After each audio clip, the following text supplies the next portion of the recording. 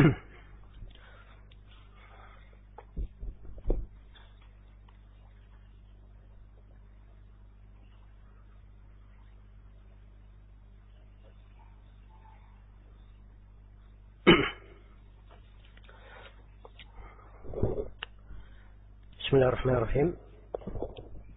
Alhamdulillahirabbil alamin. Wassalatu wassalamu ala al-mab'uts rahmatan lil alamin. Nabiyina Muhammad wa ala alihi wa sahbihi wa man tabi'ahum bi ihsanin ila yaumiddin. Amma ba'd.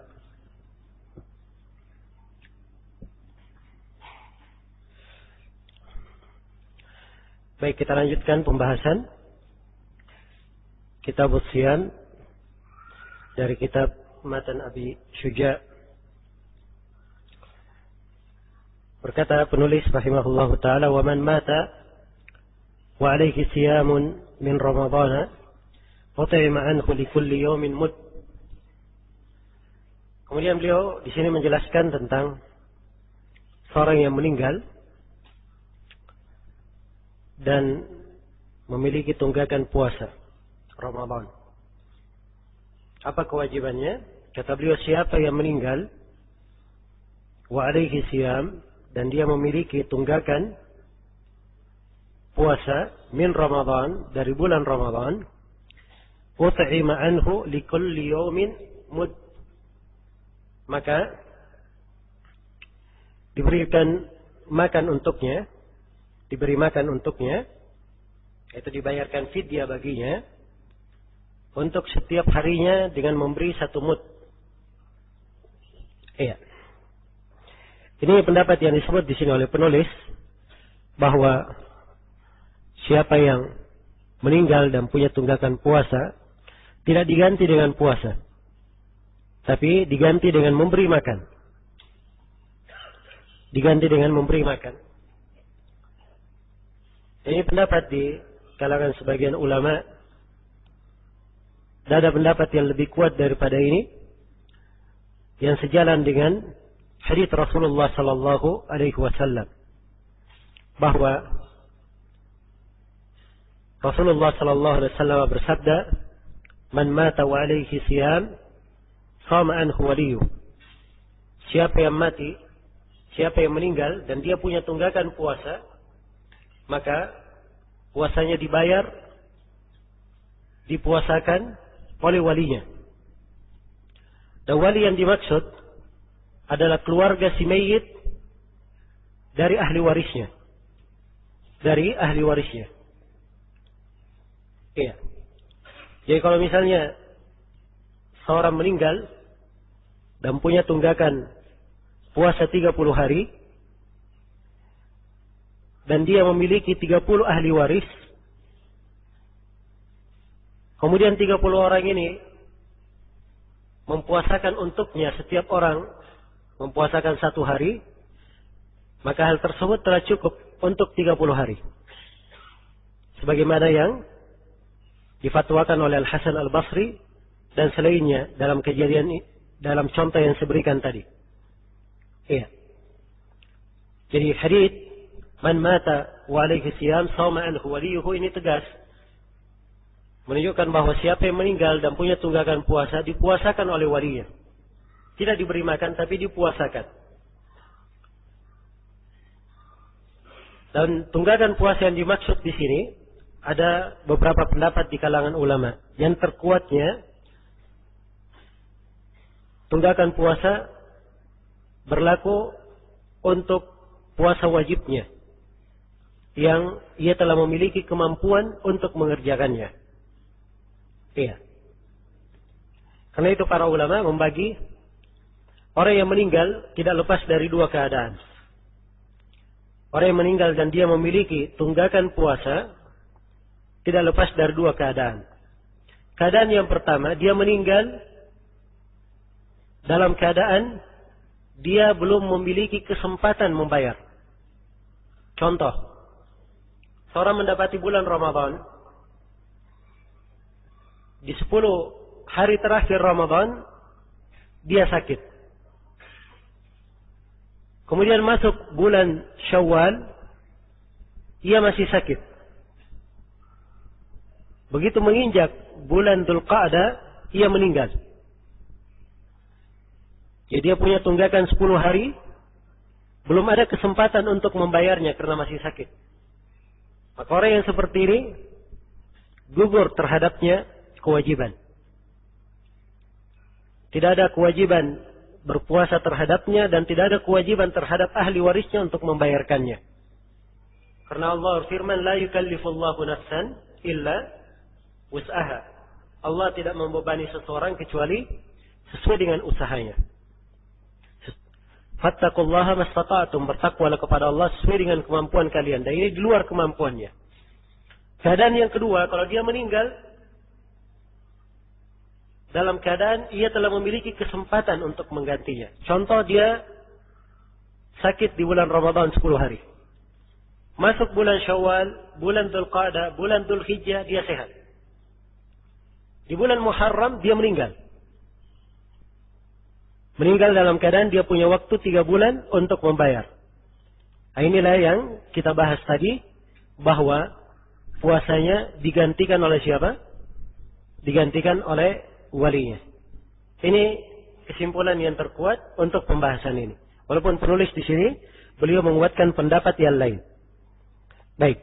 Kemudian penulis berpindah menjelaskan tentang puasa orang tua yang sudah tidak mampu berpuasa. Kata beliau, "Wasyaikhu al-haribu idza ajaza 'anis shaumi yuftiru wa yut'imu an kulli yawmin mudda." Dan seorang kakek al-harim yang sudah sangat renta sekali, orang yang sudah sangat sepuh, idza ajaza 'anis shaum, apabila dia sudah tidak mampu berpuasa, yuftiru, boleh dia berbuka. Ya, karena memang tidak mampu lagi berpuasa, dia berbuka. Wa yut'imu an kulli yawmin mudda, dan ia memberi makan untuk setiap harinya 1 mud, memberi makan, membayar fidyah. Ya, kalau dikatakan memberi makan, itu artinya apa? Membayar fidyah. Jadi sini orang tua yang sudah tidak mampu berpuasa. Ingat ya, orang tua yang tidak mampu lagi berpuasa. Karena ada orang tua, sudah tua, tapi masih mampu berpuasa. Nah, adalah guru kami, Syekh Abdul Aziz Ibn Aqil. Umur beliau sudah lebih 100 tahun. Yes. Tiap Ayyamul Bid, tanggal 13, 14, 15 dari bulan Hijriyah, beliau pasti ada di Mekah, mengajar di Masjidil Haram dalam keadaan berpuasa di Ayyamul Bid. Umurnya sudah lebih 100 tahun. Jadi, tidak semua orang tua tidak mampu berpuasa. Yang dimaksud di sini orang tua yang sudah tidak mampu berpuasa. Kalau dia tidak mampu lagi berpuasa, silahkan dia berbuka, tetapi dia memberi makan 1 mud untuk setiap orang miskin, membayar fidyah untuk setiap hari yang dia tinggalkan. Baik, di sini beliau terangkan tentang membayar fidyah. Ya.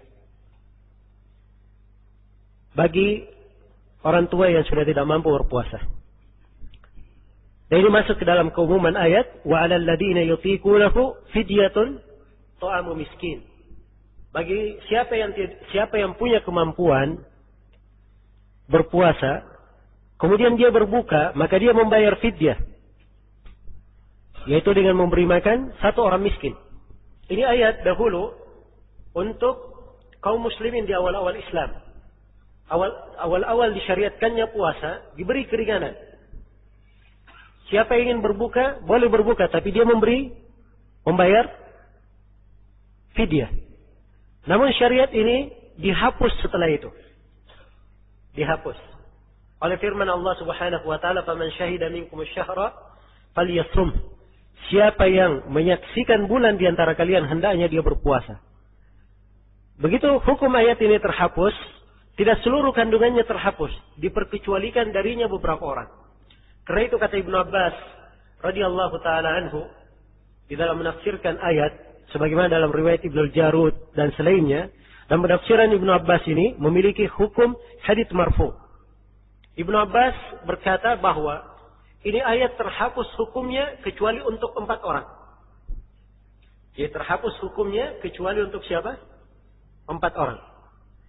Yang pertama adalah untuk orang tua yang sudah tidak mampu berpuasa. Dia membayar fidyah. Yang kedua adalah orang yang sakit yang tidak diharapkan lagi sembuhnya. Sakit yang menurut ahli kedokteran penyakitnya tidak ada obatnya. Tidak bisa sembuh lagi. Iya. Dan penyakitnya ini menghalangi dia dari berpuasa. Ini yang kedua. Yang ketiga dan keempat. Yang ketiga adalah perempuan yang hamil. Yang mengkhawatirkan kandungannya.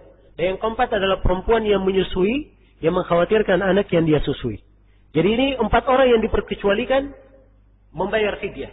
Tetap membayar fidyah. Iya. Baik. Kemudian penulis menyinggung perempuan yang hamil dan perempuan yang menyusui. Kata beliau, wal hamil wal murdi in khafata ala anfusihima aftarata. Dan perempuan yang hamil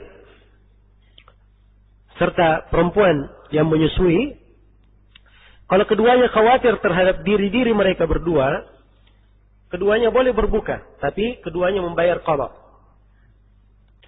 Keduanya membayar qada. Wa in khafata ala auladihima aftarata wa alaihima al-qada wal kaffara an kulli yawmin mud. Tapi kalau keduanya khawatir terhadap anaknya, keduanya berbuka dan keduanya membayar kafara, membayar qada serta membayar kafara, yaitu membayar fidyah. Setiap harinya memberi makan 1 mud untuk orang miskin. Baik. Sini penulis rahimahullah, ya. Ini pendapat di kalangan ulama Syafi'iyah. Mereka memberikan rincian untuk perempuan yang hamil dan perempuan yang menyusui.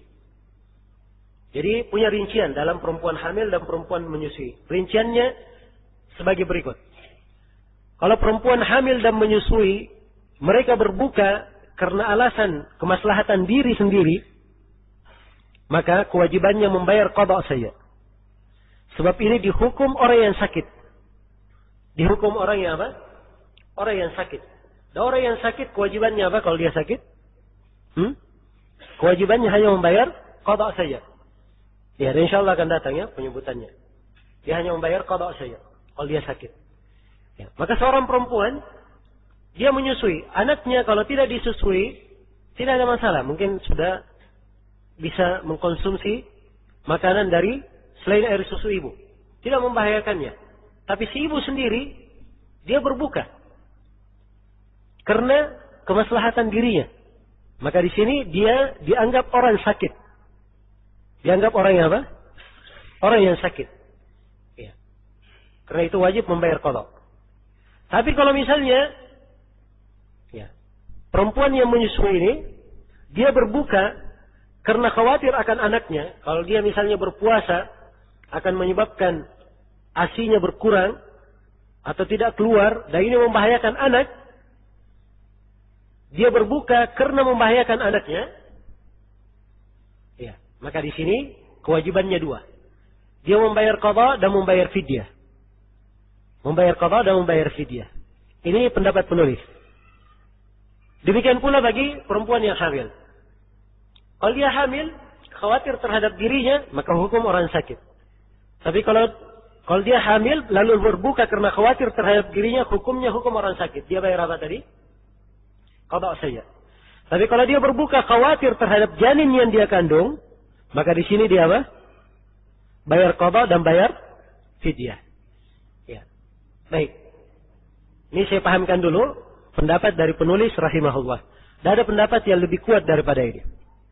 Pendapat yang lebih kuat bahwa perempuan yang hamil dan perempuan yang menyusui, kalau keduanya berbuka karena alasan anak yang disusui atau karena janinnya, maka kewajibannya hanya membayar fidyah saja, tidak membayar qada.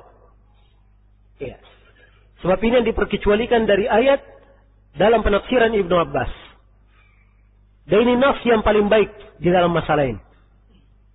Ya, pendapat-pendapat yang lain dari uraian pendapat ulama dalam masalah, ada beberapa pendapat ya. Ya, banyak dari pendapat tersebut memakai ijtihad dan ra'i. Ya. Dan lebih indah kalau kita berpegang dengan asar dari sahabat. Salah syah dari 3 orang sahabat. Sebagaimana yang disebut oleh Syekhul Islam Ibnu Taimiyah di Syarhul Umdah. Telah syah dari 3 orang sahabat, mereka memberi fatwa tentang membayar fidyah. Dan tidak ada yang menyelisihi mereka di kalangan sahabat. Dan saya sudah sebutkan riwayat Ibnu Abbas, beliau hanya membatasi membayar fidyah saja. Membayar fidyah saja. Nah, kalau begitu saya simpulkan bahwa perempuan yang hamil dan perempuan yang menyusui keadaannya dibagi 2. Yang pertama, kalau mereka berdua berbuka karena kemaslahatan dirinya sendiri, maka ini dihukum orang yang sakit. Dia membayar apa? Membayar qada. Ya. Keadaan yang kedua, kalau dia berbuka, keduanya berbuka karena khawatir terhadap anak yang dia susui atau khawatir terhadap janinnya, maka di sini kewajibannya apa? Hanya membayar fidyah saja. Hanya membayar fidyah saja. Ini saya katakan tadi, ada silang pendapat di kalangan ulama. Dan insyaAllah ta'ala ini pendapat yang lebih kuat. Sejalan dengan asar dari para sahabat itu tadi. Ya, dan ini saya pandang lebih afdal daripada kita berpegang dengan kita kiaskan kepada orang yang sakit, dikiaskan kepada ini dan itu. Iya. Baik. Dan ini tentunya ada sudut-sudut pembahasan dalam pembahasan ilmu usul fikih dan selainnya. Yang jelas saya sendiri menyimpulkan kesimpulan yang saya terangkan tadi, dan saya jelaskan bahwa di dalam hal ini ada silang pendapat di kalangan ulama. Ya, kalau misalnya ada yang membaca fatwa dari Syekh bin Baz, dari Syekh Ibnu Utsaimin dan selainnya, selain dari apa yang kita terangkan, memang saya sudah terangkan bahwa ada pendapat-pendapat lain di kalangan para ulama di dalam masalah. Setelah penulis menerangkan tentang kewajiban membayar fidyah, beliau terangkan berapa kadar fidyah itu. Berapa kadar fidyah yang dibayar? Kata beliau, wa huwa ritlun wa thuluthun bil iraqi. Jumlahnya 1 ritl sepertiga. 1/3 ritl dengan ukuran ritl Iraq. Ya. Ini tidak perlu kita terangkan berapa ukurannya, berapa jumlahnya dan seterusnya. Ya, sebab ini ya dipakai di kalangan ahli Iraq. Adapun di kalangan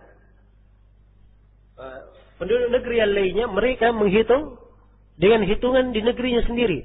Para ulama Dimashq, mereka hitung dengan ritl Dimashqi. Ya. Kita sisa kembali kepada ukuran mud. Ukuran mud itu sendiri. Mud 2 telapak tangan orang biasa. Itu yang disebut dengan mud. Dan 1 mud 4 sa'. 1 mud dihitung dengan 4 sa'. Iya. Baik. Dan dalam hal ini kalau dilebihkan, ya tentunya itu lebih bagus dan lebih selamat ya. Kemudian berkaitan dengan pembayaran fidyah ya, dan qada, 2 hal ini adalah pembayaran terhadap tunggakan puasa. Boleh diganti di hari-hari lain, di hari-hari mana saja. Ya, waktunya luas. Jadi kalau misalnya Ramadan ini dia punya tunggakan, karena dia haid, nifas, sakit, musafir, punya tunggakan puasa, maka silahkan dia berpuasa di hari-hari lain. Pada hari ini misalnya dia menyusui, hamil, dia tinggalkan puasa, silahkan dia memberi makan di mana saja di hari-hari lain. Tapi ingat, batasannya yang paling terakhir di bulan Sya'ban yang akan datang. Itu batasan paling terakhir. Kapan lewat Sya'ban tanpa udur, maka dia dihitung berdosa. Iya. Tapi kalau ada udur, tidak ada masalah ya kalau ada udur. Seperti perempuan hamil, melahirkan, ya, pas melahirkan nifas, atau menyusui, tidak mampu berpuasa. Ya. Lepas Ramadan, hamil lagi. Ya. Setelah melahirkan, dalam keadaan menyusui, hamil lagi. Terus berapa tahun? Ya. Dia belum mampu membayar tunggakan puasanya. Ini disebut memiliki udur. Kapan dia memiliki kemampuan, segera dia bayar. Segera dia bayar. Jelas ya? Tapi kalau tanpa udur, dia dihitung berdosa. Karena Aisyah radhiyallahu taala anha berkata, "Kana 'alayya siyamun min Ramadan, fama astati an aqdiyaha illa fi Sya'ban." Kata Aisyah, saya memiliki tunggakan puasa Ramadan, saya tidak mampu membayarnya kecuali di bulan Sya'ban. Karena saya sibuk mengurus Rasulullah. Ya. Disebutkan batasan terakhir di Sya'ban. Dipahami oleh para ulama itu batasan terakhir. Sebab kesibukan mengurus Nabi pada segala waktu. Tapi kenapa harus di bulan Sya'ban? Sebab memang ini terakhir, nggak boleh lagi lewat. Maka Aisyah harus menggantinya di bulan Sya'ban. Nggak boleh tidak. Jelas ya? Baik. Jadi selesai sudah. Berkaitan dengan pembayaran fidyah dan pembayaran qadha. Dan pembayarannya boleh dipisah-pisah. Ingin misalnya punya tunggakan puasa 10 hari. Ya. Ingin dia bayar di bulan Syawal 3 hari. Di bulan Dzulqa'dah 3 hari. Di bulan Dzulhijjah 4 hari. Tidak ada masalah. Atau ingin dia cicil setiap bulan 1 hari juga tidak ada masalah. Ya. Dia punya tunggakan membayar fidyah. Dia memberi makan orang miskin. Setiap bulan 1 orang miskin. Setiap bulan. Selama 10 kali. Tidak ada masalah. Jadi boleh dipisah-pisah. Ya. Terkait dengan membayar fidyah. Ini perlu saya ingatkan dari sebagian kesalahan yang terjadi. Kadang seorang perempuan di bulan Ramadan dia hamil. Dia sudah tahu dirinya tidak mungkin berpuasa karena akan membahayakan janinnya. Ya, dari awal Ramadan dia sudah membayar fidyah 30. Dia beri makan. Dan ini keliru. Sebab dia membayar fidyah sebelum meninggalkan puasa. Ya. Jadi belum ada kewajiban puasa di pundaknya, dia sudah bayar. Ini tentunya tidak terhitung membayar fidyah. Jadi kalau dia baru meninggalkan puasa 10 hari, bayar fidyahnya 10 hari saja. Jangan bayar 30 hari. Nanti yang 20 harinya dihitung sedekah saja. Tidak dihitung membayar fidyah. Tidak syah sebagai fidyah. Ya kalau selesai 30, ingin dia bayar 30 sekaligus, tidak ada masalah. Dan juga tidak ada masalah, dia tinggalkan hari ini 1, besok dia bayar 1. Masuk hari kedua, di hari ketiga dia bayar lagi 1. Ini tidak ada masalah, sebab dia telah meninggalkan puasa. Jadi kaidahnya, pembayaran fidyah itu hanya dibayar setelah meninggalkan puasa. Fidyah yang dibayar untuk puasa yang telah ditinggalkan. Adapun puasa yang belum ditinggalkan, ya, tidak dibayarkan fidyah sebelum ditinggalkannya. Baik, ini ada pengumuman dari panitia. Tolong mobil dengan nomor polisi B7558 MI menghalangi mobil mau keluar. Saya ulangi ya, B7558 MI. Baik. Kemudian yang terakhir di sini dari pembahasan penulis. Di pembahasan puasa kata beliau, wal maridu wal musafiru safaran tawilan yuftirani wa yaqdiyan. Kata beliau, dan orang yang sakit dan orang yang melakukan perjalanan musafir, perjalanan yang panjang, yuftirani wa yaqdiyan. Keduanya boleh berbuka, tapi keduanya membayar qadha. Ya. Adapun untuk orang yang sakit dan musafir dimaklumi bahwa keduanya punya keringanan untuk berbuka. Tapi kapan mereka berbuka, wajib mengqadha di hari-hari lain. Dan ini berdasarkan firman Allah Subhanahu wa taala, "Faman kana minkum maridan aw ala safarin fa'iddatun min ayamin ukhar." Siapa di antara kalian yang sakit atau dia melakukan perjalanan lalu dia berbuka, maka dia ganti hari-hari yang dia berbuka itu, dia ganti dengan berpuasa di hari-hari lainnya. Dia ganti dengan berpuasa di hari-hari lainnya. Baik. Jadi seorang yang sakit dan musafir, hukumnya boleh untuk berbuka. Sisa yang perlu dirinci di sini, sakit yang bagaimana? Yang seorang itu dapat keringanan. Ya, jangan sampai seorang tertusuk duri, oh saya sakit. Ya. Atau misalnya ia kesandung batu, oh saya sakit. Ya. sakit yang dimaksud di sini adalah sakit yang memberatkannya. Sakit memberatkan. Sebab dispensasi, keringanan itu datang karena adanya apa? Adanya hal yang memberatkan. Ya. Tapi tidak harus sangat memberatkan. Cukup hal itu memberatkan, dia sudah digolongkan ke dalam orang sakit secara kebiasaan, maka itu adalah keringanan baginya. Boleh dia berbuka. Ya. Musafir juga demikian. Kapan dia melakukan safar perjalanan, secara urf dia melakukan perjalanan, maka dibolehkan dia berbuka. Dan ini tidak ada silang pendapat di kalangan ulama. Hanya saja para ulama berbeda pendapat tentang yang mana yang paling afdal bagi musafir. Paling afdalnya, apakah dia berbuka atau berpuasa? Bagi seorang musafir. Tapi kalau berbicara apakah musafir boleh berbuka atau tidak, semua ulama sepakat bahwa musafir boleh untuk apa? Berbuka. Tapi kalau kita masuk ke dalam pembahasan yang mana yang paling afdal bagi musafir, dia berpuasa atau berbuka? Ya. Ini kadang menjadi sangat penting untuk dibahas, apalagi kalau ada yang membaca hadis, laisa minal bir as-siyamu fis safar. Bukan dari kebaikan puasa di perjalanan. Nanti dianggap wajib berbuka karena bukan kebaikan. Iya. Ini hadis ada maknanya di kalangan ulama. Maksudnya di puasa yang memberatkan, yang mengakibatkan bahaya bagi orang tersebut, bukan kebaikan kalau dia berpuasa di situ. Dan ini hadis diucapkan oleh Nabi pada seorang yang dia melakukan puasa di perjalanan, ya, dalam keadaan dia sudah diteduhi, dipayungi oleh manusia, dikelilingi. Dia juga masih berpuasa. Maka Nabi berkata, "Laisa minal bir as-siyamu fis safar." Bukan dari kebaikan berpuasa di perjalanan. Ya, sudah dapat keringanan berbuka, dia kondisinya sudah tidak mampu, dia tetap berpuasa. Ini namanya membahayakan dirinya. Ini bukan kebaikan. Jelas ya? Adapun hukum berbuka itu sendiri bagi yang berpuasa, atau kalau dia ingin berpuasa, kalau dia mampu pada saat melakukan perjalanan, tidak ada masalah bagi seorang musafir. Baik, saya kembali kepada titik permasalahan yang ingin saya angkat. Bagi seorang yang musafir, yang mana yang paling afdal? Dia berbuka atau dia berpuasa? Jawabannya, kita perlu membagi perjalanan itu terbagi dua. Safar itu terbagi dua. Ada perjalanan yang meletihkan, dan ada perjalanan yang tidak meletihkan. Kalau perjalanan yang meletihkan, afdalnya dia berbuka. Ini dari sisi afdalnya.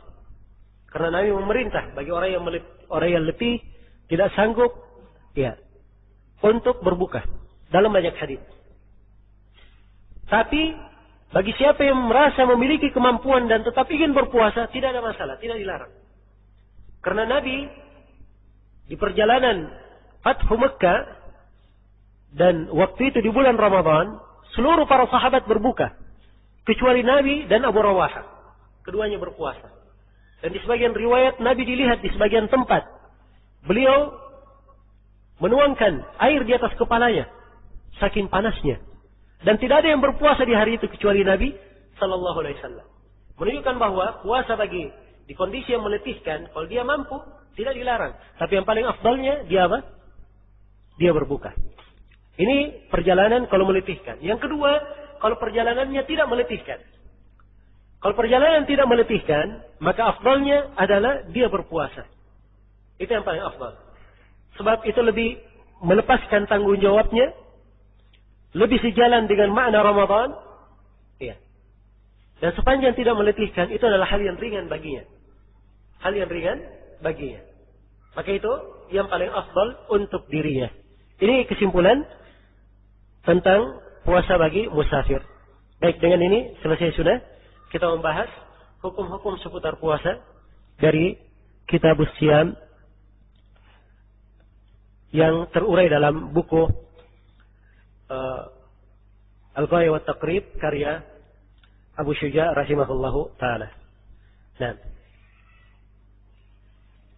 ya tentunya ada pembahasan-pembahasan yang kita belum sentuh ya. Tapi mudah-mudahan disinggung dalam pertanyaan-pertanyaan yang diajukan. Baik, saya baca beberapa pertanyaan.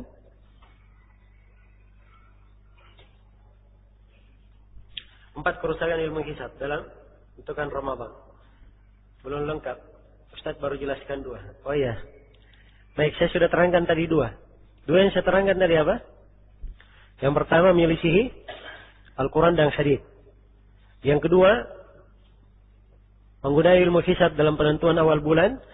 Itu artinya dia membuang jalan Nabi Sallallahu Alaihi Wasallam. Yang ketiga, dia telah menyelisih kesepakatan para sahabat. Sebab Nabi dan para sahabat tidak ada yang melakukan hal yang demikian. Iya. Kemudian yang keempat, kerusakan yang keempat, menyelisih kesepakatan para ulama. Menyelisih kesepakatan para ulama.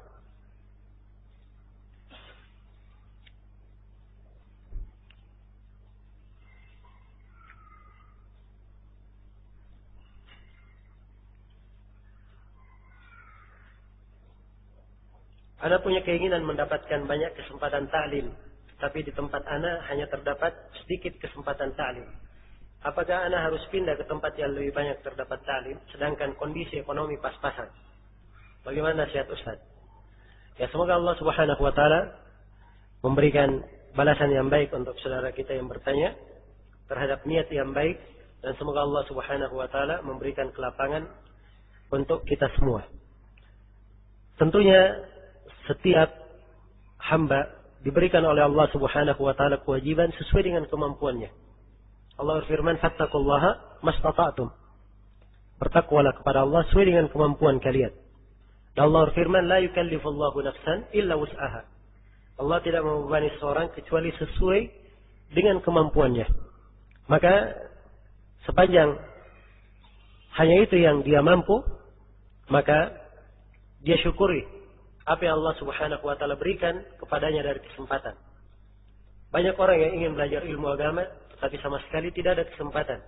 Dan Allah tidak bukakan untuknya kesempatan karena dia sibuk dan terikat dengan sesuatu yang dia tidak bisa terlepas darinya. Tapi sepanjang dia mampu mengupayakan, tidak ada salahnya seorang itu mengupayakan. Ya. Dia mengupayakan, mencari cara agar supaya dia lebih dekat kepada orang-orang yang gemar mempelajari ilmu di tempat-tempat yang banyak majelis-majelis ilmu, maka insyaallah taala itu adalah hal yang baik. Dan ingat bahwa Allah Subhanahu wa taala memudahkan hambanya kalau dia bertakwa kepadanya. Allah berfirman, "Wa may yattaqillaha yaj'al lahu makhrajan wa yarzuqhu min haitsu la yahtasib." Siapa yang bertakwa kepada Allah, Allah akan bukakan untuknya jalan keluar. Dan dia akan diberi rezeki dari arah yang tidak pernah dia sangka. Kalau dia jujur di dalam niatnya, insyaallah Allah akan bukakan untuknya jalan-jalan kebaikan. Allah berfirman, "Walladzina jahadu fina lanahdiyannahum subulana." Orang-orang yang bersungguh-sungguh di jalan kami, pasti kami akan berikan hidayah untuknya menuju kepada jalan-jalan kami.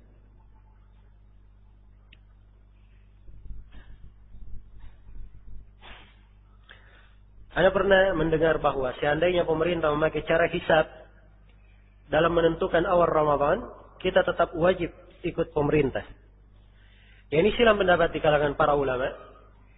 Di kalangan jumhurul ulama, kalau pemerintah menentukan masuknya Ramadan dengan cara yang keliru, kita tetap ikut kepada pemerintah. Tetap ikut kepada pemerintah. Di madhab Malikiyah dikatakan bahwa mereka tetap puasa dengan hilal yang dengan ruqyat syar'i yang benar. Ini di mazhab Malikiyah. Iya. Dan tentunya sebenarnya menjadi ukuran di dalam masalah ini adalah sebuah hadis. Dan ini yang menjadi dasar di dalam berpijak. Hadisnya adalah hadis Abu Hurairah, diriwayatkan oleh Imam Tirmidzi dan selainnya. Rasulullah sallallahu alaihi wasallam bersabda, "As-shaumu yawma tasumun, wal fitru yawma tuftirun, wal adha yawma tudahhun." Kata Nabi sallallahu alaihi wasallam, puasa itu adalah hari di mana kalian semua berpuasa. Berbuka adalah hari di mana kalian semua berbuka. Dan Idul Adha itu adalah hari di mana kalian semuanya menyembelih. Jadi diukur dengan kebersamaan, dengan semuanya. Dengan semuanya. Iya. Jadi kalau dia di bawah sebuah pemerintahan, ya, menentukan suatu tanggal akan hari Id atau hari berpuasa tidak sesuai dengan syar'i, maka kita wajib ikut kepadanya. Iya, ikut. Sebagian ulama mengatakan dia ikut zahiran wa batinan. Ikut secara zahir dan batin. Dan sebagian ulama ada yang berkata dia ikut zahirnya saja. Adapun batinnya dia puasa sendiri. Tidak usah bilang-bilang sama orang. Iya. Tidak usah bilang-bilang. Jelas ya? Tapi secara umum dia tampakkan bahwa dirinya bersama dengan kebanyakan orang. Nah, ini sifat orang yang berada di atas sunnah. Berjalan di apa? Di atas sunnah. Ya, tapi memang di kondisi di negeri kita ini banyak hal yang ajaib memang. Apalagi ya, pemerintah yang tidak terlalu tegas terhadap orang yang berpuasa sebelumnya atau setelahnya.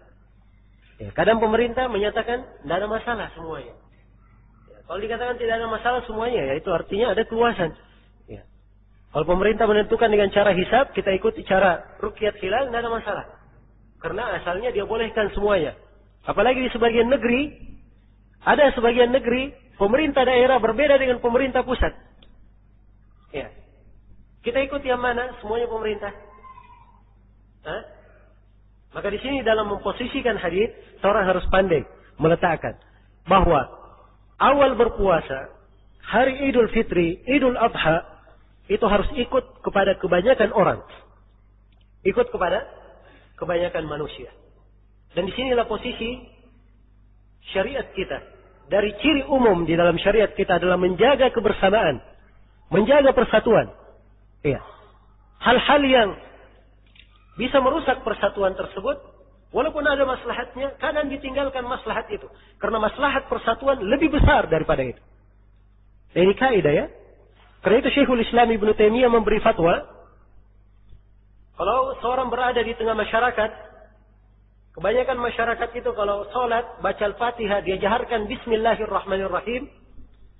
Ketika dia menjadi imam, dia jaharkan Bismillahirrahmanirrahim. Walaupun dia sendiri memandang sunnahnya tidak dijaharkan. Ya. Karena menjaga kebersamaan itu lebih didahulukan daripada maslahat dia melaksanakan sunnah yang dia ketahui. Jelas ya? Dan ini fikih di dalam syariat penting untuk diperhatikan. Tapi yang menjadi masalah sekarang ini, ya, yang memandang di dalam permasalahan-permasalahan umum kaum muslimin, itu bukan ulama. Bukan orang-orang yang berilmu. Betul ada orang-orang yang ditunjuk dengan jari, dianggap sebagai orang yang berilmu. Tapi hakikatnya bukan orang yang berilmu. Ya. Berilmu bagaimana? Bahasa Arab aja tidak mengerti. Menafsirkan ayat sembarangan. Agama ini bukan sembarangan. Berbicara tentang masalah agama. Kalau ada orang yang berbicara tentang tentang orang sakit, ya. Sakitnya bukan sakit sembarangan lagi, berkaitan dengan sakit yang sangat khusus pada tulang. Ya. Kemudian seorang profesor ahli pertanian memberikan resep. Ya. Ini cocok atau tidak? Diterima atau tidak? Ya, pasti akan berteriak orang-orang. Tidak mungkin. Apa hubungannya pertanian dengan kedokteran? Ya kan? Tapi subhanallah kalau bicara masalah agama, bukan ahlinya, oh nggak ada masalah. Yang penting dokter di depannya, profesor. Ya. Walaupun sananya bidangnya kedokteran, sana pertanian, sana peternakan, ya bicara tentang agama, ya, semuanya merasa dirinya mampu. Padahal kadang ya, memahami dari nas-nas Al-Quran, hadits Rasulullah SAW, mereka tidak mampu memahaminya dengan baik. Karena itu hendaknya bertakwa kepada Allah. Berbicara tentang agama Allah Subhanahu Wa Taala dosa besar, bukan dosa kecil. Dosa besar. Bahkan menurut Ibnu Al-Qayyim, dia adalah dosa yang paling besar. Karena kesyirikan itu sendiri munculnya karena apa? Berbicara atas nama Allah tanpa ilmu. Iya.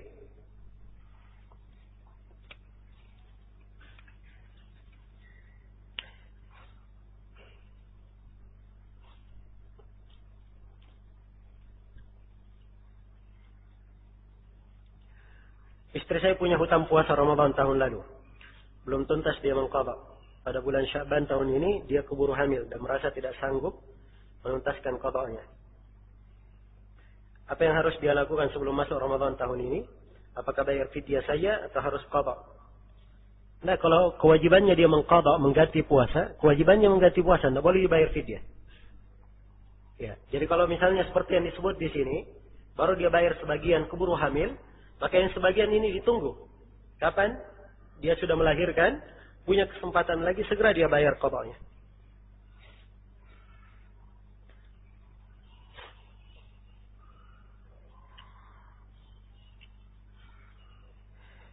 Masih adakah di zaman kita ini orang dari kalangan budak? Apakah budak sama dengan pembantu rumah tangga? Ya. Budak itu adalah tawanan perang yang disebut budak. Jadi kaum muslimin berperang dengan orang-orang kafir. Ya, di antara syariat boleh memperbudak orang-orang kafir tersebut.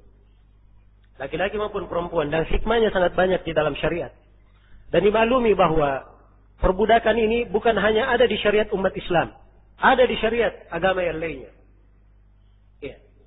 Ada syariat agama yang lainnya. Karena itu tempat-tempat perbudakan, bekas-bekasnya ada di mana-mana. Ya.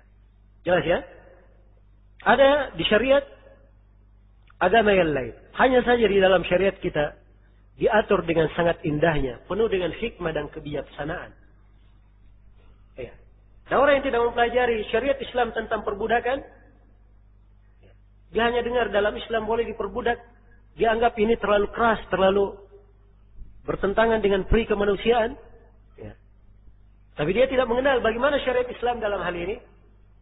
Tentunya dia tidak bisa memahami hakikat dari pensyariatan ini. Coba bayangkan dari indahnya syariat perbudakan. Allah jadikan pembebasan budak untuk menebus banyak kesalahan-kesalahan di dalam banyak ibadah. Kafarah membayar budak ini bukan di dalam masalah puasa saja. Dalam puasa, dalam membunuh jiwa, dalam sumpah. Ya. Dalam kafarah bihar. Baik. Ini beberapa tempat disyariatkan membayar budak dengan membebaskan seorang budak. Nah, ini termasuk keindahan di dalam syariat kita. Ya. Jadi sekali lagi jangan dipahami budak seperti pembantu rumah tangga ya. Ya. Bantu rumah tangga itu bukan budak namanya, tapi pekerja. Orang yang kita upah bekerja kepada kita. Ya. Kedudukannya sama saja. Dia kerja sebagai PNS, ya. Juga pekerja juga namanya. Kerja sama siapa? Kerja sama pemerintah. Cuma bantu rumah tangga ini dia kerja kepada pribadi, person tertentu. Iya. Jadi semuanya sama dari sisi hukum pekerja. Baik.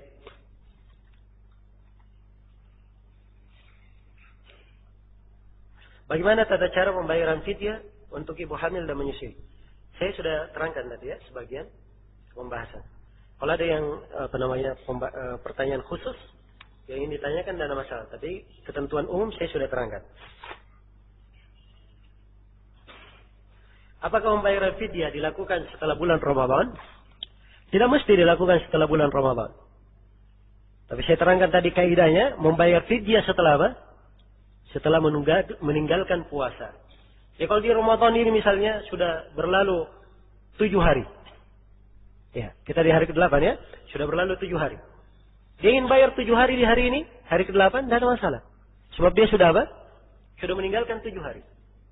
Ya.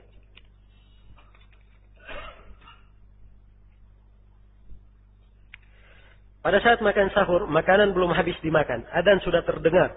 Apakah makanan tetap dihabiskan atau berhenti makan? Ada hadits yang menjelaskan tentang hal tersebut. Dalam hadits Abu Hurairah riwayat Imam Ahmad, "Idza sami'a ahadukum an-nida wal ina'u fi yadihi fala yad'uhu hatta yaqdi hajatahu minhu." Apabila salah seorang dari kalian mendengar adzan sedangkan bejana makan masih di tangannya, jangan dia letakkan bejana makan itu sampai dia selesai menunaikan hajatnya dari makan itu. Ini hadis dilemahkan oleh Abu Hatim dalam Al-Ilal dan disyaratkan kelemahannya oleh Al-Baihaqi dan selainnya. Ya, dari sisi riwayat dia lemah. Anggaplah hadis ini sebagai hadis yang kuat, maka maknanya harus diarahkan. Seperti yang diarahkan oleh Imam Al-Baihaqi. Beliau katakan bahwa hadits ini yang dikata sahih, maka maknanya adalah kalau dia mendengar adzan muadzin yang adzan sebelum waktunya. Ya. Sebab di adzan subuh ada keluasan ya. Boleh muadzin adzan sebelum apa? Sebelum subuh ada adzan pertama. Ya kalau misalnya waktu subuh jam 4.30. Dan si muadzin biasanya di adzan jam 4.15, tidak ada masalah. Dengar adzan tetap makan, tidak ada masalah. Sebab memang masih ada waktu apa? 15 menit. Tapi kalau muadzinnya ada tempat waktu, ini nggak boleh, harus berhenti. Karena Allah Subhanahu wa taala berfirman dalam Al-Qur'an, "Wa kulu washrabu hatta yatabayyana lakum al-khaytul abyad min al-khaytil aswad min al-fajr." Makanlah dan minumlah kalian sampai tampak waktu subuh. Jadi makan dan minum akhirnya kelihatan waktu subuh, masuk waktu subuh, berhenti. Iya. Dan juga berdasarkan hadits Ibnu Umar, hadits Aisyah riwayat Bukhari dan Muslim, dan banyak lagi hadits yang menjelaskan tentang hal ini. Karena itu, kalau muadzinnya adzan tepat pada waktu, ya, maka seorang itu harus segera berhenti dari makan dan minumnya. Iya, dari makan dan minumnya. Baik.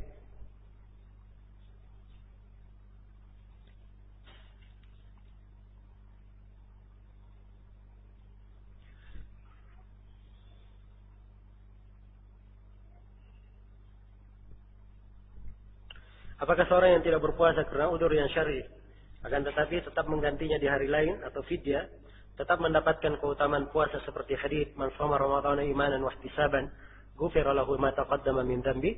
Ya, kalau dia punya udzur, insyaallah dia tetap mendapatkan keutamaan ini. Ya, karena udzur yang menghalanginya di luar kemampuannya. Di luar kemampuannya. Dan Allah Subhanahu wa taala memberikan keutamaannya kepada seluruh hambanya.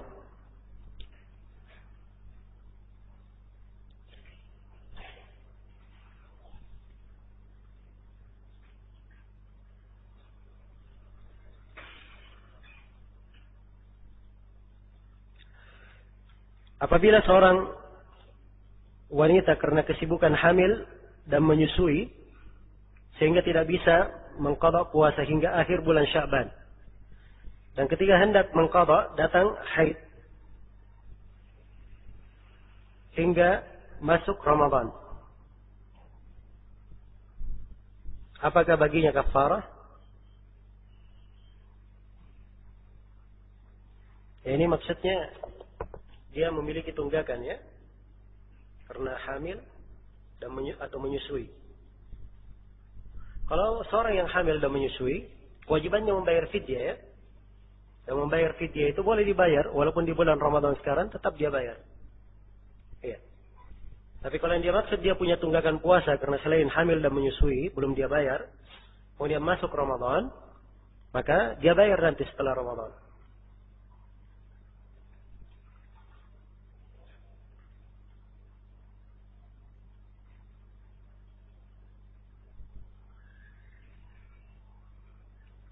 Apabila seorang memiliki rencana safar, akan tetapi belum pasti, sehingga dia berkata pada dirinya, saya akan berpuasa, akan tetapi bila jadi safar, saya akan berbuka. Tidak ada masalah, ya, kalau seperti ini. Ya, kalau dia niatkan berpuasa saja, tidak ada masalah. Kalau ternyata setelah itu besoknya safar betulan, ya dia berbuka pada saat dia safar. Ya. Yang jelas niat itu harus dipastikan. Dia meniatkan.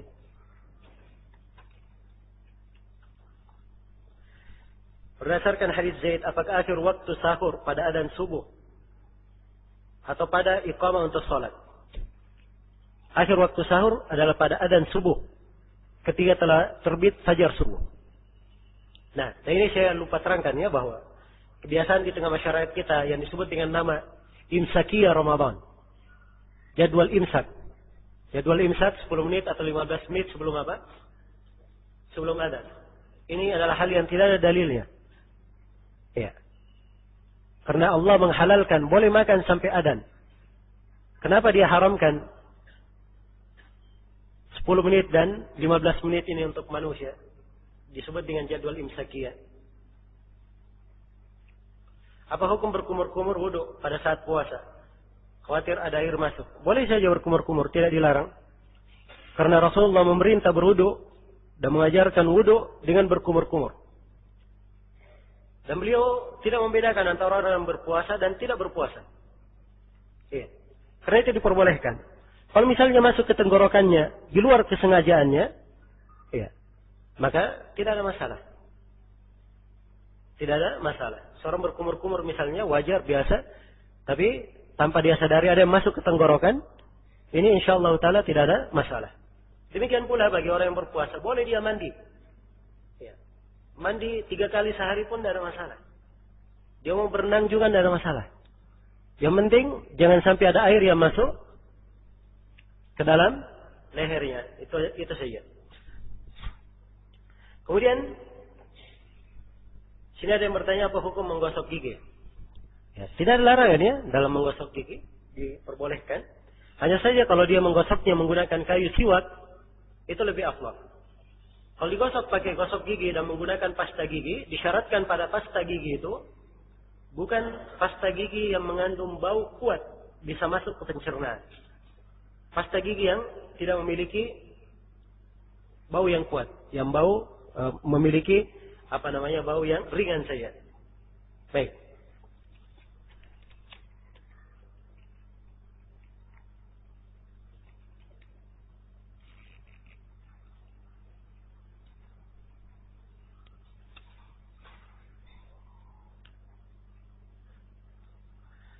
Jika mani keluar pada saat bercumbu dengan istri, saat berpuasa dan telah lewat Ramadan tahun lalu, akan tapi sampai sekarang belum mengganti puasa karena tidak tahu hal itu membatalkan puasa. Apa yang harus dia lakukan? Tadi saya sudah sebut 2 pendapat ya dalam hal ini. Ya saya sendiri secara pribadi saya lebih condong kepada pendapat yang mengatakan bahwa kafarah itu adalah hubungan suami istri. Ya, adapun hal yang tidak sampai ke sana tidak membayar kafarah. Tapi bagi siapa yang memegang pendapat jumhurul ulama, maka kewajibannya dia membayar kafarah. Ya. Dan ketidaktahuan seseorang pada saat itu tentang hukum itu tidak menggugurkan kewajiban. Kapan dia tahu, segera dia laksanakan. Bagaimana hukum berdebat di waktu puasa? Debat dalam perkara dunia bukan agama, seperti debat dalam diskusi suatu masalah pekerjaan kantor. Ya kalau debat untuk suatu hal yang baik, keluar dengan suatu hasil yang baik, nggak ada masalah. Tapi kalau debat, ya dari perkara yang tidak ada manfaatnya, perdebatan yang mengakibatkan ketidakenakan di dalam hati, menjauhkan dari zikir, membuat hati tidak tenang, maka ini adalah hal yang tidak diperbolehkan bagi orang yang berpuasa.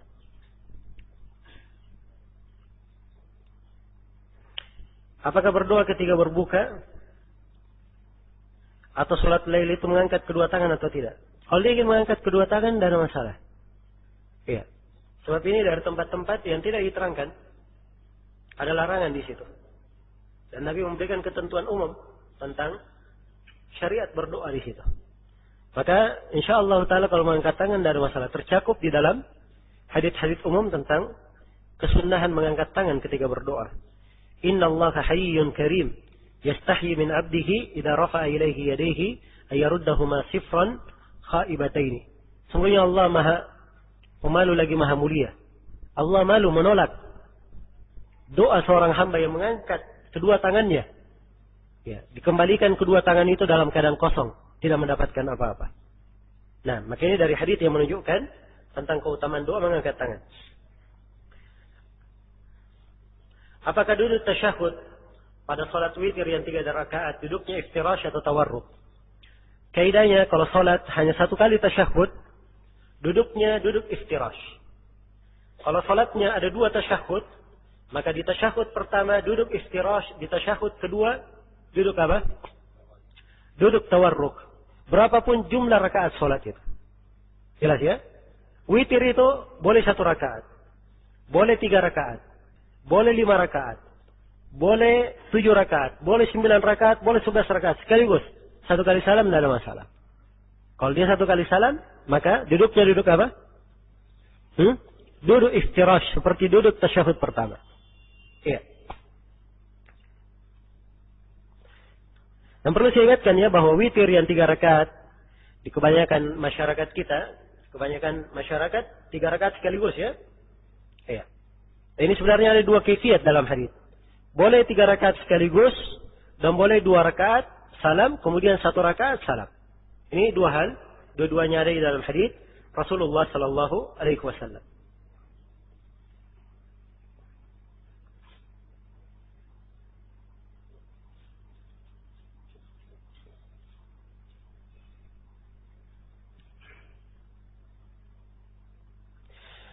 Di masjid tempat Anda melakukan salat tarawih,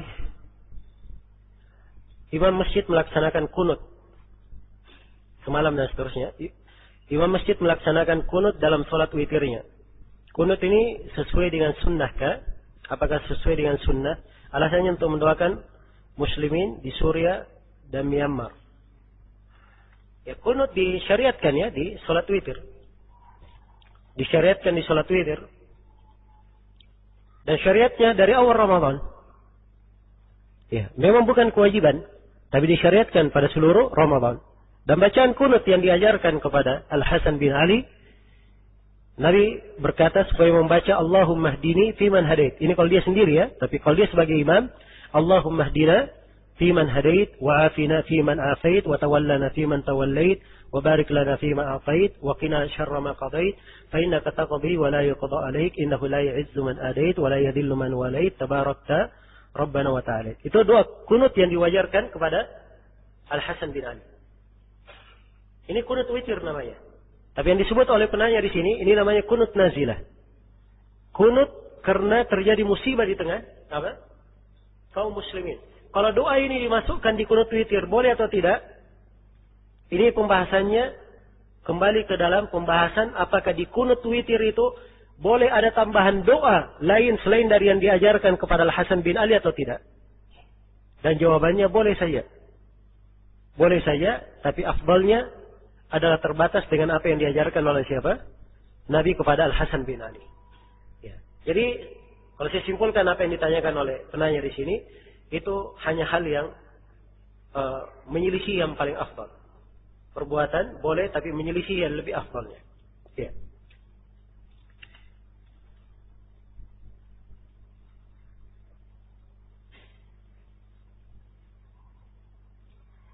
Saya pernah mendengar bahwa pendapat Syekh Ibnu Utsaimin tentang berbekam adalah batal puasanya.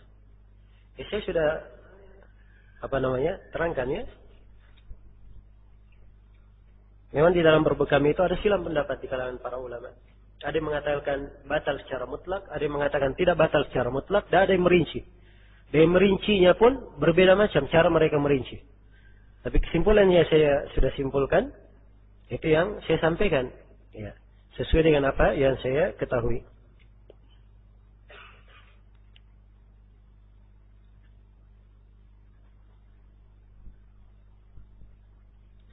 Mengapa kalian dalam pergantian bulan tidak menggunakan hitungan hisab? Tapi dalam waktu sholat kalian menggunakan hitungan hisab. Mohon jawabannya. Ya, ini bagus, pertanyaan yang bagus. Ya. Hanya saja dibedakan. Penentuan hisab di waktu-waktu sholat bisa dihitung. Karena Nabi ketika menentukan syariatnya, beliau menentukan dengan terbitnya fajar subuh, dengan terbenamnya matahari, tergelincirnya matahari. Hal-hal yang semuanya memang bisa diukur dengan ilmu hisab. Tapi coba dengan melihat hilal. Penentuannya ditentukan oleh Rasulullah dengan apa? Menentukan hilal. Ya, orang ahli hisab saja berbeda pendapat dalam hal ini. Jelas ya? Jadi apa yang ditunjukkan oleh Nabi Sallallahu Alaihi Wasallam dengan penghitungan hisab, waktu sholat, itu perkara yang sudah terjadi. Dihitung pakai hisab pun memang sudah cocok, nggak ada masalah. Jelas ya? Berbeda dengan apa? Dengan melihat hilal. Ini perkara belum bisa tampak, belum bisa dipastikan. Bagaimana mungkin bisa dipastikan dengan melihat apa? Dengan menghitung secara hisab. Ini perbedaannya. Dibedakan antara dua hal.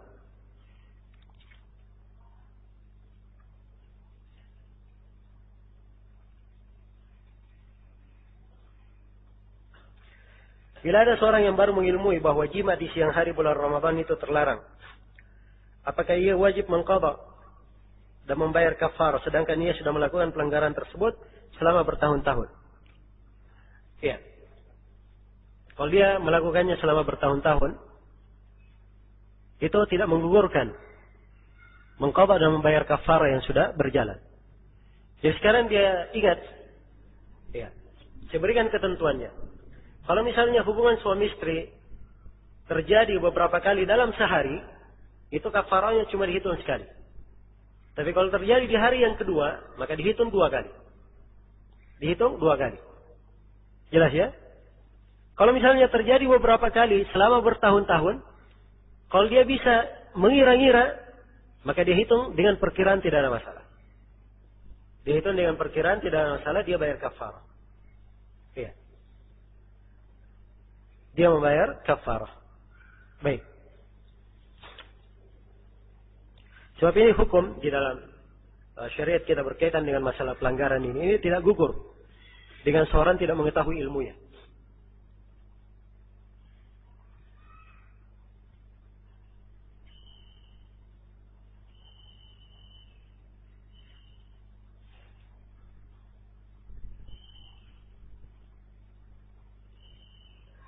Bagaimana dengan suatu bagian di dunia ini yang panjang malamnya atau siangnya, yang malamnya panjang atau siangnya panjang, apakah tetap mengikuti waktu terbit dan terbenamnya matahari di negeri itu untuk berpuasa? Ya kalau malamnya panjang itu enak ya berpuasa ya. Kalau malamnya panjang. Tapi yang repot itu kalau siangnya yang panjang. Nah, itu yang repot. Dan ini terjadi pada sebagian negeri. Subhanallah, sebagian negeri waktu sholat subuhnya jam 2 malam. Ya. Waktu sholat isyanya jam 11 malam. Waktu sholat isya. Dekat sekali jarak ya. Dekat. Sepanjang masih terlihat matahari, maka itu ketentuan dari Allah Subhanahu wa taala dan Rasulnya. Ya, dan hendaknya setiap muslim memahami bahwa di dalam ketentuan-ketentuan Allah Subhanahu wa taala adalah hal yang terbaik untuk dirinya. Iya. Dan dimaklumi di iklim sebuah negeri, kalau dia panjang siangnya, ada hal-hal yang menyebabkan mereka sanggup untuk melakukan hal itu. Ya, apakah dari sisi kondisi pakaiannya, dari sisi makanan mereka dan seterusnya. Dan ini dari hikmah Allah Subhanahu wa taala di suatu tempat. Iya. Di tempat-tempat yang sangat panas sekali, banyak pohon anggur yang muncul. Sebab anggur ini ketika dikeringkan menjadi kismis, itu bermanfaat sekali di musim dingin. Bermanfaat di musim dingin. Ya. Maka hal-hal yang seperti ini sangat membantu. Dan Allah Subhanahu wa taala ya, Maha bijaksana dan Maha memiliki hikmah pada segala syariat yang ditentukan untuk hamba-hambanya.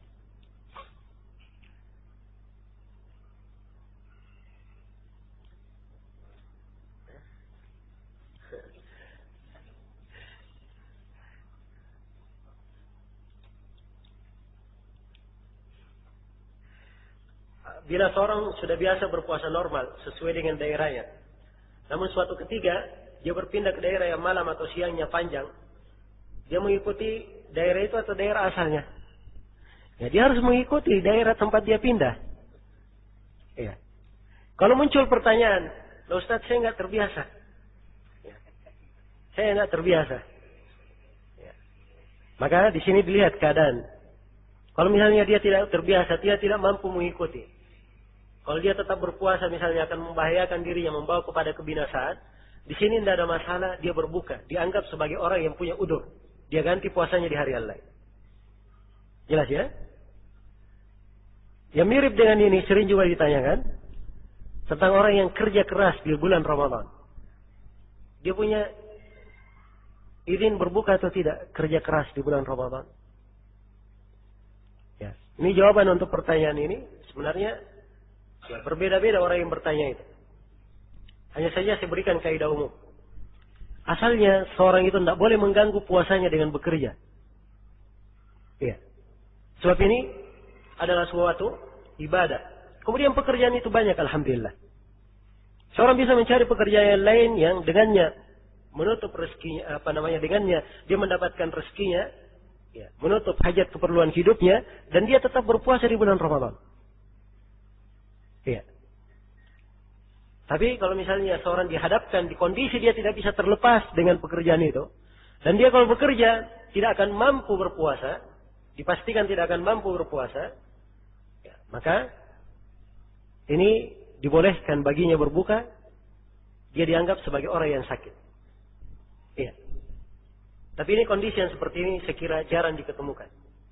Karena itu di banyak fatwa Syekh bin Baz tidak memberi jawaban kecuali apa? Kan banyak pekerjaan lain. Kamu cari kerjaan lain. Ya. Kadang beliau berikan fatwa, sepanjang kamu bekerja, maka alhamdulillah, sebelum masuk Ramadan, 2 bulan sebelumnya kamu menabung.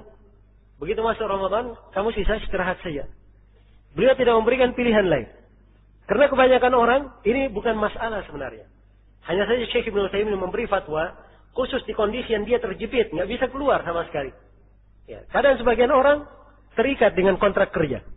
Kalau dia tidak kerja, dia malah yang didenda. Dan itu membahayakan dirinya, membahayakan keluarganya. Ya. Dia ingin bekerja, tidak sanggup dengan berpuasa karena beratnya pekerjaan. Ya mungkin di kondisi yang seperti ini, dianggap sebagai orang yang sakit diganti di hari-hari yang lainnya. Baik, masih banyak pertanyaannya, cuman saya kira waktunya sampai di sini saja. Mudah-mudahan apa yang kita kaji dan kita bahas untuk pertemuan hari ini dari fikih puasa ada manfaatnya untuk kita semua, selalu bermakna dan berarti dalam kehidupan kita, dan semoga apa-apa yang kita pelajari di hari ini bisa memberikan warna yang baik di dalam puasa kita di bulan Ramadan ini, semakin melipat gandakan pahala dan kebaikan kita di sisi Allah Subhanahu wa taala. Semoga Allah Subhanahu wa taala menerima puasa kita dan menerima salat malam kita dan menerima seluruh amalan ibadah kita di bulan Ramadan. Dan semoga Allah Subhanahu wa taala menjauhkan kita semua dari hal-hal yang bisa melalaikan kita dari ibadah di bulan Ramadan ini. Dan semoga Allah Subhanahu wa taala mengeluarkan kita di bulan Ramadan ini sebagai orang-orang yang diampuni dosanya, orang-orang yang diterima amalannya, dan orang-orang yang dicatat oleh Allah Subhanahu wa taala sebagai orang yang dibebaskan dari api neraka, dijamin dengan surganya. Innahu waliyyu dzalika wal qadiru alaih. Subhanakallahumma wa bihamdik asyhadu an la ilaha illa anta astaghfiruka wa atubu ilaik. Wa akhiru da'wana alhamdulillahi rabbil alamin. Wassalamualaikum warahmatullahi wabarakatuh.